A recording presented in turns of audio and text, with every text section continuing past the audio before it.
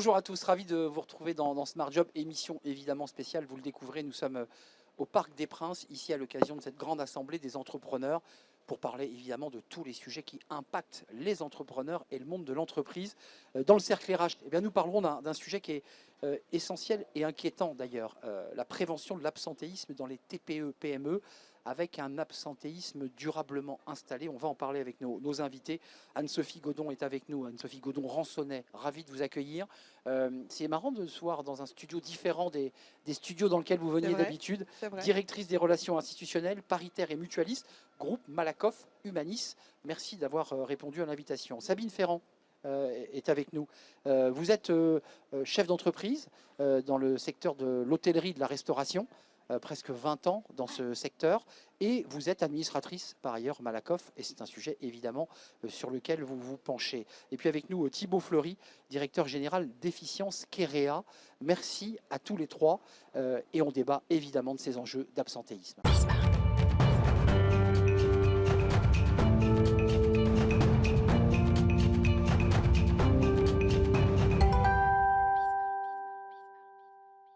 L'absentéisme qui est un sujet évidemment qui impacte les entreprises, qui impacte leur productivité, leur création de valeur évidemment. C'est un sujet dont on va débattre. C'est un sujet d'ailleurs qui a été étudié, examiné lors de plénières. Mes invités sont avec moi, Anne-Sophie Godon-Ransonnet, ravie, directrice des relations institutionnelles chez Malakoff Humanis. Sabine Ferrand, vous êtes entrepreneuse, restauration, hôtellerie et administratrice par ailleurs de Malakoff Humanis. Et puis avec nous, Thibaut Fleury, vous êtes le directeur général d'Efficience et de Kerea. Commençons quand même peut-être par une photographie, chère Anne-Sophie, parce que Malakoff fait des études extrêmement passionnantes, riches, très documentées. D'abord, ce qui ressort comme premier constat, c'est que l'absentéisme semble s'être durablement installé. Oui, alors si on se concentre uniquement sur les TPE, PME, on a depuis maintenant près de 15 ans une augmentation régulière du taux d'absentéisme. Alors un peu moins marqué dans les plus petites entreprises, un peu plus élevé dans celles qui emploient entre 19 et 45 salariés. Mais malgré tout, même si on est sur une tendance à l'augmentation, c'est un peu moins que la moyenne des entreprises privées en France. Donc ça, c'est déjà un indicateur assez intéressant. On est plus engagé dans les TPE, PME, même si le taux reste élevé. Alors, on est plus engagé. Je ne sais pas si c'est qu'une question d'engagement. Je pense que nos autres invités pourront en répondre à cette question. Je pense que historiquement, il y a toujours eu plus de solidarité dans les TPE, PME, plus de proximité aussi entre le dirigeant et ses salariés, et donc la capacité à repérer plutôt les problèmes. À se dire les choses aussi, peut-être. Voilà, à peut-être se dire les choses, et puis aussi à percevoir peut-être les conséquences de son absence sur les autres. Font peut-être que il y a moins de dilution que dans les grands groupes. Voilà, peut-être. Je vous ai vu réagir parce que vous êtes chef d'entreprise. Dans le domaine de l'hôtellerie-restauration, on sait que c'est un secteur extrêmement sous tension où l'absentéisme est important. Vous êtes d'accord avec cette première photographie, c'est-à-dire un chiffre un peu moins élevé que dans les grandes boîtes, mais avec une capacité de pouvoir, vous, patronne, aller parler aux collaborateurs? Alors, parler aux collaborateurs, mais de toute façon, quelque part, ce sont même les collaborateurs qui parlent à leurs propres collègues, parce que bien évidemment, souvent, la charge de travail est répartie sur le chef d'entreprise et sur le reste de l'équipe. Donc aujourd'hui, je réagissais juste sur une chose, c'est sur le pourcentage qu'Anne-Sophie vient d'évoquer. Il faut bien comprendre que le pourcentage est différent. Il faut vraiment parler plutôt de nombre que de pourcentage quelquefois. Ça masque peut-être la réalité. Voilà, je pense qu'il faut avoir les deux infos, quoi. On reviendra sur les durées d'absentéisme, parce qu'on a le temps d'en débattre. On vient de commencer par un chiffre. On verra que les durées d'absentéisme sont un peu plus importantes dans les TPE, PME. Thibaut, de votre côté, ce sujet de l'absentéisme, comment vous l'adressez et comment vous travaillez dessus chez Efficience? Alors, on a tout un tas de dispositifs chez Efficience, qui est un service de prévention et de santé au travail, et puis Kerea, la filiale, qui est une société qui vient accompagner les entreprises sur leurs problèmes de prévention. Premier sujet, c'est d'accompagner les dirigeants sur leurs fondamentaux. C'est-à-dire, on l'a évoqué, ce qui fait peut-être la différence entre une très grosse entreprise et une petite entreprise, c'est la proximité, c'est l'écoute des collaborateurs. Et donc, nous, on constate que bien souvent, on a des collaborateurs qui viennent nous voir, qui viennent voir nos médecins, parce qu'il n'y a plus de communication et il n'y a plus d'écoute. Donc, premier conseil aux entreprises, c'est d'aller faire en sorte de prioriser le contact, la communication et l'écoute de leurs collaborateurs. Tout le reste, après, on va pouvoir accompagner avec d'autres dispositifs, mais c'est l'essentiel. Si on loupe ça, on passe à côté. D'ailleurs, dans la vraie vie, on est tous dans la vraie vie, on entend souvent des collaborateurs, des salariés ou des collègues qui vous disent, de toute façon, si ça continue comme ça, je me mets en arrêt de travail, qui est une sorte de levier, vous êtes d'accord, c'est une sorte de levier de pression sur le patron pour lui faire comprendre, je tire la sonnette d'alarme. Vous êtes d'accord? C'est une menace permanente. Hein. C'est ça. Oui, tout à fait. Et surtout dans vos secteurs, hein, quand vous dites j'ai un service, un mariage. Alors pour être très transparente, il y a quelque temps, j'ai un collègue qui me disait, écoute, moi j'ai quelqu'un, c'est un lundi, qui me dit, écoute, j'ai besoin d'un week-end et un week-end chargé. Non, je ne peux pas te donner ce week-end-là, mais le week-end d'après, si tu veux, tu l'auras. Et il le plante. Il le plante et il le dit foncièrement à ses collègues, de toute façon, le week-end prochain, je suis verra en pas. arrêt maladie. Voilà, c'est ce qui se passe aussi au sein des entreprises. Hein. Ça vous interpelle, Anne-Sophie, parce que on voit que quand vous dites c'est durablement installé, on voit bien en fait que c'est devenu une sorte de variable qu'on utilise un peu au gré de ses envies. Il y a des personnes évidemment malades, on va y revenir, qui sont même impactées mentalement. Bien sûr. On va en parler, mais c'est quand même un vrai sujet, ça. C'est un sujet parce que, alors, il faut décortiquer un peu le sujet. On a plusieurs phénomènes qui viennent s'ajouter. Hein. Premièrement, on a une population active qui vieillit. Donc, avec une population active qui vieillit, on sait qu'on va avoir plus de maladies graves, plus de maladies chroniques, et donc ça va peser sur le nombre de jours d'absence. Ça, c'est la première chose. La deuxième chose, c'est qu'on a la santé mentale qui s'est invitée dans les arrêts maladie, dans les entreprises et dans les arrêts maladie. Et en fait, ça concerne tout le monde. Ça concerne les jeunes, les managers, les femmes, tout le monde. Et en plus, ça concerne peut-être des personnes qui finalement ont aussi des niveaux de salaire plus élevés. Oui. Et donc, ça va coûter plus cher et ça va durer plus longtemps, puisque quand on est en arrêt pour santé mentale, en moyenne, c'est 2 fois plus long que quand on a un trouble musculo-squelettique. Donc, le vieillissement, la santé mentale et puis des médecins qui sont finalement un peu déroutés face à ces problématiques que finalement ils maîtrisent moins bien. Les médecins connaissent peu finalement l'entreprise. Et donc derrière ces enjeux de santé mentale, on voit bien qu'il y a à la fois l'entreprise et le personnel. Et donc les médecins sont un peu déroutés, là où peut-être les médecins du travail pourraient prendre le relais. Quand vous dites, Anne-Sophie, pour qu'on soit bien précis, entreprise personnelle, c'est-à-dire la vie perso vient et on la met dans son sac à dos, on ne le laisse pas à la porte. Exactement. Et on part avec, et réciproquement, on emmène la vie de son entreprise chez soi. Ça, c'est un vrai sujet, l'impact de la santé mentale, parce que c'est le sujet de l'année, ça a d'ailleurs été la grande cause nationale, les enjeux de santé mentale. Est-ce que vous, à travers votre expérience, vos 20 années presque d'entrepreneuriat, d'entreprise, vous avez vu une évolution justement dans les arrêts, dans la manière dont les collaborateurs s'arrêtaient? Avant, on s'arrêtait pour une grippe, on avait de la fièvre, mais là c'est plus vraiment le cas. On voit des longs arrêts, des dépressions, des burn-out. Aujourd'hui, je pense que c'est devenu sociétal. C'est un problème sociétal aujourd'hui. On a, je pense, et on en discutait encore ce matin, je ne suis pas sûre qu'aujourd'hui la priorité soit aussi le travail. La vie est conçue autrement et il va falloir s'adapter à y répondre, tout simplement. Donc vous lui dites, on laisse plus de place au loisir, à la vie personnelle? Je pense que oui. La vie personnelle, les loisirs sont une priorité, mais pas que, la famille.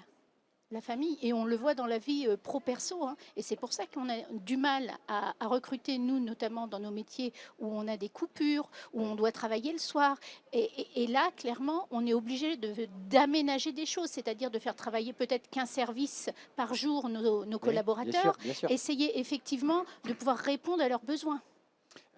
Quand même, on évoque ce sujet de l'absentéisme, et quand on le creuse, on se dit, est-ce que les entreprises mettent bien les bons outils pour le limiter? Est-ce qu'on a, au-delà du mot bien-être que je n'aime pas, on a des vrais outils QVCT, des vrais outils? Ça c'est un sujet. Alors, vous avez donné un conseil au début de l'émission. Vous dites déjà, commençons par nous parler, avoir un dialogue, posons-nous, on limite la casse. Mais ça ne suffit pas. Alors, ça ne suffit pas. Maintenant, ça reste quand même un fondement essentiel qui est parfois oublié. Parce qu'on arrive à gérer quand même beaucoup de situations à partir de là. L'écoute et l'attention. Je veux dire, c'est pour ça que c'est la première pierre à l'édifice. Une fois qu'on a mis cette première pierre à l'édifice, évidemment, on peut mettre beaucoup de choses. Et il ne faut pas se tromper non plus. C'est-à-dire qu'il ne faut pas se projeter dans des solutions périphériques. Il faut quand même s'intéresser au travail. Parce que ce qui fait rester les gens, c'est est-ce que le travail me plaît, est-ce que mes conditions de travail me plaisent. Et quand on parle de conditions de travail, c'est évidemment le contenu, l'autonomie, l'intensité, le sens. C'est tous ces éléments-là qui vont faire qu'à un moment donné, les gens sont bien dans leur situation. Et une fois qu'on a fait ça, on a encore d'autres dispositifs pour développer soit l'écoute, premièrement, parce que selon la taille de l'entreprise, il faut aussi avoir des relais, des baromètres de santé mentale. Ça, c'est mon service Efficience propose nativement dans notre offre cette capacité d'avoir des baromètres santé mentale, par exemple. Donc ça vient compléter l'évaluation. Et puis après, il y a l'accompagnement. Donc on va revenir sur le management. Une des grosses attentes qu'on a vues ce matin encore, c'est que les jeunes et les moins jeunes même maintenant ont besoin de flexibilité. Et on sait que la vie n'est pas juste un long fleuve tranquille. Donc il y a des contraintes et ce qu'on appelle la charge mentale qu'il y a derrière. Il faut que l'entreprise, elle ne peut pas juste dire c'est perso, je m'en occupe pas. Elle est obligée de prendre en compte les difficultés de ses collaborateurs. Donc ça a été dit par Sabine, dans cet équilibre un peu complexe dans des secteurs où parfois on doit travailler le week-end, ce qui ressemble à un casse-tête. Dans l'étude Malakoff, Anne-Sophie Godon-Ransonnet, il y a les secteurs d'activité les plus impactés. On voit que c'est l'industrie, à 49%, la santé, et le social, mais aussi les services administratifs. C'est intéressant. Et on voit aussi que 72% des dirigeants en face disent, eux, pour le coup, qu'ils ne peuvent pas s'arrêter de travailler, parce que s'ils s'arrêtent de travailler, ils ne sont pas payés. On est chez les entrepreneurs, tout le monde comprend de quoi je parle. Qu'est-ce qu'on doit faire, Anne-Sophie, vous, chez Malakoff, vous faites des études, une récente qui évoquait les hausses de troubles liés à la santé mentale. Qu'est-ce que doit faire l'entreprise? Parce qu'il y a des entreprises qui disent c'est pas notre histoire, c'est des problèmes perso, et d'autres qui ont pris beaucoup d'avance et qui disent si on veut garder nos collaborateurs, il faut tout changer. En fait, il y a l'atteinte à la santé, l'atteinte à la santé mentale, qui fait qu'à un moment donné, un médecin va décider de prescrire un arrêt maladie. Et il y a ce qui finalement fait qu'à un moment donné, on a cette atteinte à la santé mentale. Et donc, derrière la santé mentale, on a deux types de sujets. Les fameux risques psychosociaux, c'est-à-dire qu'est-ce qui finalement vient du travail, de mes conditions de travail, avec en tête, Thibault le disait quand même, la surcharge de travail, mais aussi la dégradation de la qualité relationnelle dans le travail. C'est-à-dire qu'aujourd'hui, tous les salariés disent dans nos enquêtes qu'il y a vraiment une dégradation nette. Donc, il y a ce qui relève du travail, qui doit être regardé, qui doit faire l'objet d'une prévention chaque fois que c'est possible. Et puis, il y a ce qui relève de la vie personnelle, ce qu'on emporte, comme vous le disiez, de la maison tous les jours. Et là-dedans, on retrouve plein de choses. Mais quand même en tête, les difficultés financières. Aujourd'hui, il y a 15% des salariés qui ont 2 emplois parce qu'un seul ne les fait pas vivre. Donc, il y a des problématiques financières. Donc, de pouvoir d'achat, pour le dire. Donc, de pouvoir d'achat, clairement, de pouvoir d'achat. Il y a des problématiques, finalement, de familiales. On est aidant, on élève seul ses enfants. Monoparental, oui. Voilà, et ça, c'est effectivement aussi une problématique qui, d'ailleurs, croise aussi un peu la première, parce que c'est souvent des moments où, en plus, financièrement, on n'est pas super à l'aise. Donc, on voit bien que les décès, voilà. Et puis l'éco-anxiété. Aujourd'hui, s'invite dans la santé mentale. C'est canicule. Voilà, et donc s'invite dans la santé mentale l'inquiétude sur les conflits, les dérèglements climatiques. Et donc, 20% des salariés sont éco-anxieux aujourd'hui. Donc, en fait, on voit bien que derrière tout ça, le chef d'entreprise n'a pas les mêmes leviers, il n'a pas les mêmes responsabilités, d'une part, et il n'a pas non plus les mêmes leviers pour prévenir. Rappelons qu'il a l'obligation de maintenir en bonne santé physique et psychique et psychologique, selon les règles de l'OMS. C'est très complexe, évidemment. Qu'est-ce qu'on doit faire? Parce que là, on voit évidemment un tableau de ce qui se passe aujourd'hui dans l'entreprise. On met des outils en place, on forme les managers, puisqu'on parle de l'écoute. J'ai lu là récemment, je ne sais pas si c'est dans l'étude Malakoff, mais que je crois plus de 60% des collaborateurs qui quittaient l'entreprise la quittaient parce qu'ils ne s'entendaient plus avec leur manager. Alors, ça avait peut-être commencé par un arrêt maladie, puis ça se finissait par une démission. On en revient toujours à ces soft postures. Et évidemment, c'est quelque chose à questionner. Je pense qu'il y a un des accélérateurs de la dégradation de ce climat-là, c'est aussi la santé des dirigeants et des managers. C'est-à-dire qu'en fait, comme ça devient de plus en plus dur, il y a de plus en plus d'exigences et de contraintes, les managers sont de plus en plus en difficulté. Eux-mêmes, on l'a vu dans les indices, c'est une chose qui évolue fortement, c'est l'absentéisme des managers, fait que du coup, moins ils vont bien. C'est sûr que si vous avez quelqu'un qui ne va pas bien, son équipe, elle ne va pas aller bien. Donc, c'est le reflet la priorité, c'est quand même aussi, dans les messages, de dire une entreprise qui va bien, c'est un dirigeant qui va bien, donc le dirigeant doit prendre soin de lui. À un moment donné, il faut qu'il accepte Tout à fait vrai. de se reposer, parce que c'est comme un sportif de haut niveau. S'il ne le fait pas, à court terme, peut-être qu'il va arriver à sauver la face et la situation, mais à long terme, ça ne marchera pas. Un mot quand même sur les politiques de prévention, puisqu'on parle des RPS, et j'ai envie de dire que quand on est arrivé au tableau sombre des RPS, on fait une croix, on se dit, bon, bah là, dans le service support, j'ai 20% d'absentéisme, c'est trop tard. C'est-à-dire que la CARI a déjà attaqué là-dedans. Comment on fait pour anticiper? Comment on fait quand on est une TPE, une PME, pour essayer de proposer, je ne parle pas des grands groupes qui ont quand même pas mal d'outils, pour proposer des outils, des adaptations qui fassent que vous vous dites, ils sont bien et ils vont rester? Il y a l'aménagement Du temps. du temps de Ben travail, oui, c'est la clé. clairement. Il y a les positions financières. Il y a effectivement la proximité avec ses salariés, parce que ce que je disais, moi, mon mari, tous les matins, arrive prendre le café avec les collaborateurs. Ben oui. Le midi, on mange à la table des collaborateurs. On est ensemble. Et je dis tout le temps, quand on parle d'un membre de notre personnel, c'est la famille. C'est un bras, c'est Ouais. un pied, c'est un membre. Je suis d'accord. Voilà. Et c'est de se dire. Ce qu'on n'a pas dans les grands se groupes. C'est On a moins. différent. On a d'autres. Nous, on a d'autres difficultés, c'est-à-dire qu'on n'a pas la politique des grands groupes. Mais oui. On n'est pas en capacité d'apporter ce que les grands groupes peuvent apporter à leurs collaborateurs. La réflexion, les études, le temps de prendre le temps de faire les choses. Nous, on n'a pas ce temps-là. Des congés aidants, Les des congés, congés tout à pour fait. situation Ça, familiale. on est beaucoup moins flexible. Alors, est-ce que cette flexibilité, du coup, des fois, je me demande si plus on en donne et moins. Oui, vous voyez que vous posez bien Je le sujet. sais tel sais que je pas l'ai du coup. posé. Du coup, C'est quoi le curseur là, ça me fait réfléchir. Où est-ce qu'on met le curseur? Très, moi- très sincèrement. Moi, j'entends Thibaut et Anne-Sophie qui nous disent quand même que la marche de l'histoire, c'est quand même de plus en plus de s'adapter. Ah ben c'est s'adapter, c'est sûr. C'est un gros sujet. Il y a un sujet déjà d'attractivité, c'est-à-dire qu'on n'arrive pas à embaucher. Donc si on n'arrive pas à embaucher, on n'arrive pas à produire. Donc ça, c'est fondamental. Et à retenir, embaucher et retenir le retenir. collaborateur. Et à retenir. Après, ce qui doit faire sens à un moment donné, c'est ramener les gens sur la raison d'être de son activité. Parce que, évidemment, si on fait juste de l'écoute, si on fait juste de la flexibilité, mais qu'on perd de vue la raison d'être de l'entreprise, c'est, dans le cas, notamment nourrir des gens, etc., ça sera un puissant fond. Donc je pense qu'à un moment donné, il faut toujours remettre dans les perspectives pourquoi on est là et qu'est-ce qui nous rassemble dans l'entreprise. Mais vous abordez un sujet un peu abyssal, puisqu'on voit des entreprises qui effectivement ont une marque employeur, utilisons ce mot, avec des outils de parentalité, avec des outils sur les aidants, avec des outils de crèche, ça marche pour les très grands groupes. Oui, et c'est pas pour ça que les gens restent ou pas d'ailleurs. Aujourd'hui, on voit aussi qu'il y a quand même.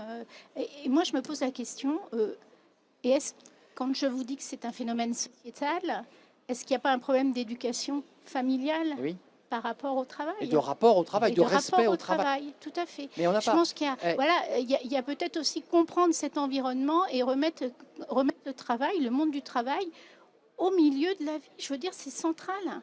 Je le disais ce matin. Le Covid est passé par là. Bien sûr, bien sûr. Les hommes préhistoriques devaient chasser, donc travailler pour Oui. manger. Mm. Nos besoins primaires sont Mm. travailler pour manger et se vêtir, Exact. se loger. Ce qui n'est plus le cas aujourd'hui, la société. est devenue- Et voilà. Quand même, c'est un problème parce que l'humain, il est fait quand même pour bouger, pour faire plein de choses. Et il n'est pas fait pour rester 8 heures d'affilée sur un fauteuil Là, et vous puis soulevez un après sujet. Hein. réenchaîner. Et donc, quand on parlait d'éducation, et c'est vrai que sur l'éducation, on montre un exemple où ils font que 2 heures, 3 heures de sport par semaine, pardon, parce que ce serait par jour, ce serait bien. Enfin, les messages qu'on est en train d'envoyer ne sont pas les bons. Donc il faut revenir quand même à une prévention primordiale. On le voit encore aujourd'hui, d'ailleurs, ce serait bien, pour pouvoir espérer à un moment donné influencer ce qui est en train de se passer dans les 10-15 ans qui viennent. Donc on est assez loin parce que même dans l'éducatif, on ne le fait pas. Et c'est à ce moment-là qu'on éduque déjà nos...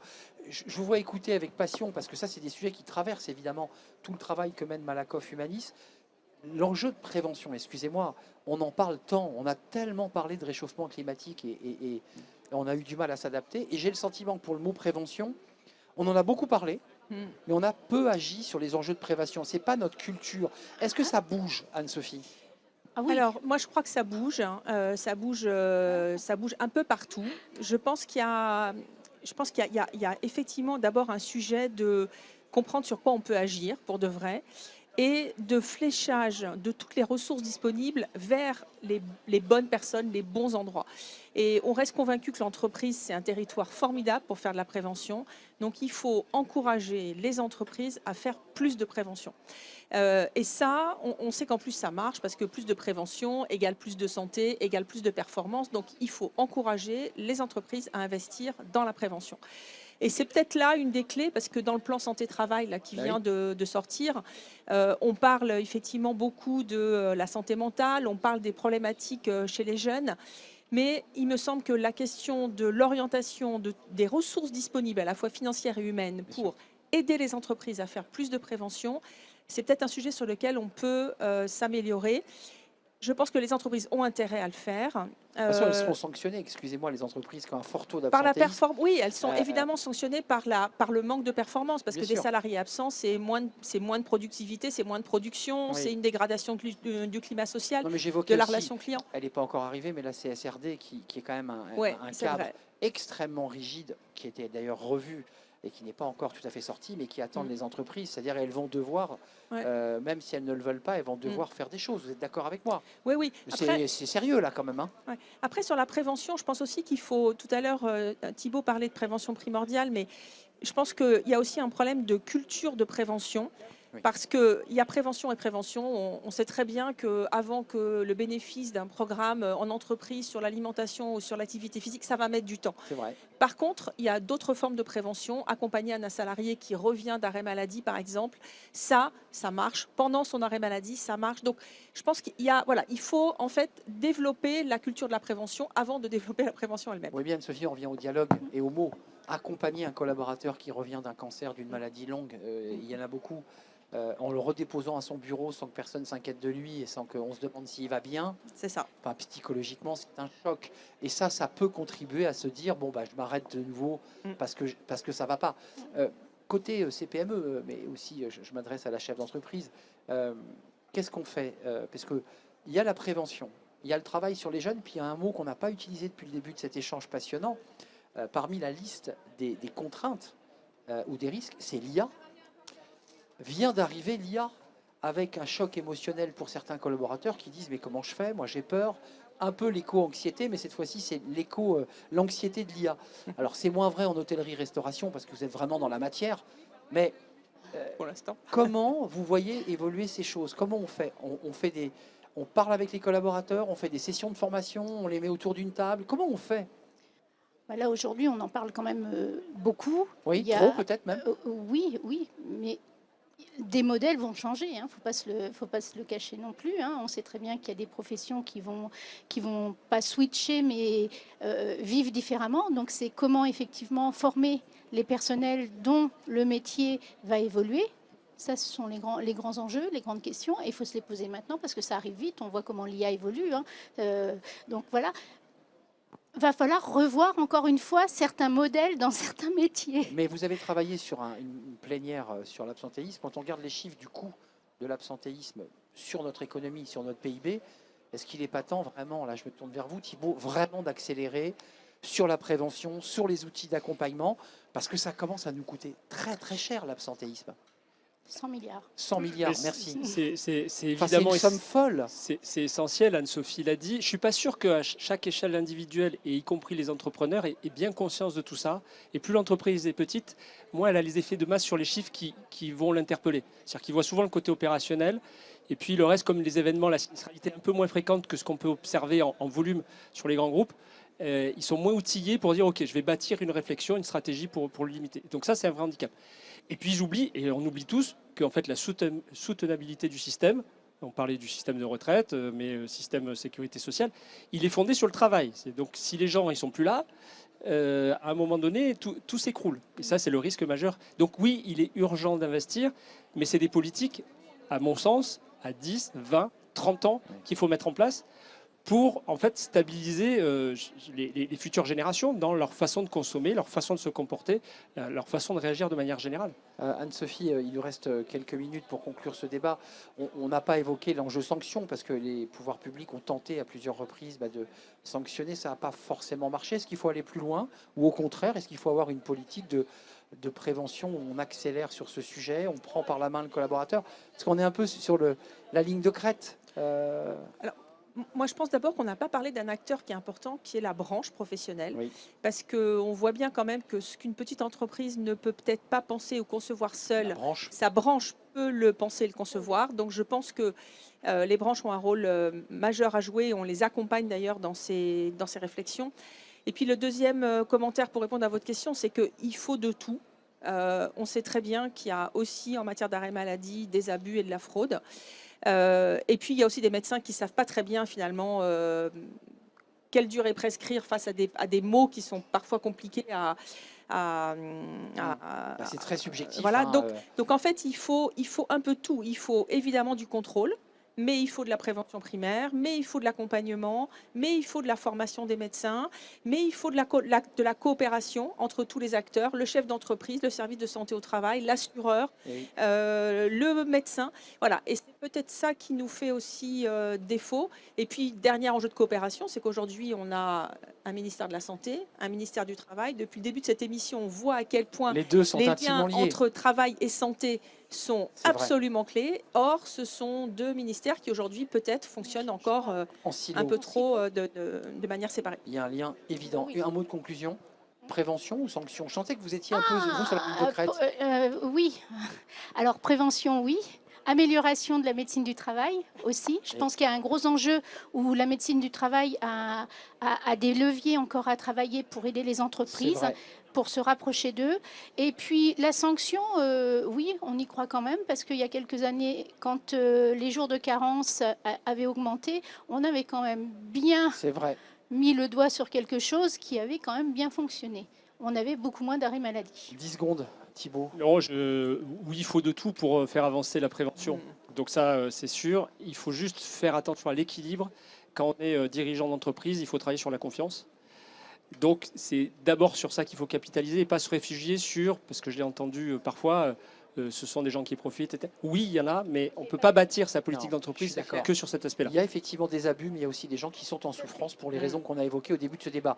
Merci. Un tout dernier mot. Oui, et je pense que c'est effectivement en travaillant collectif, c'est-à-dire les entreprises, les branches, nos prévoyances et nos médecines du travail, que l'on peut construire quelque chose, bâtir et avancer ensemble. Merci Sabine Ferrand, chef de file CPME Malakoff Humanis, administratrice, chef d'entreprise, hôtellerie, restauration dans une bien belle région que je connais bien. Anne-Sophie Godon-Ransonnet, merci de nous Merci. avoir rendu visite. C'est un plaisir de vous revoir, directrice des relations institutionnelles paritaires et mutualiste au sein du groupe Malakoff Humanis. Des études passionnantes qui sont dévoilées régulièrement par Malakoff, notamment sur les enjeux de santé mentale et d'absentéisme. Et merci à vous, cher Thibault Fleury, directeur général d'Efficience Kéréa. Merci. Un plaisir partagé. Merci. Merci à vous tous. Merci pour votre Merci beaucoup. fidélité.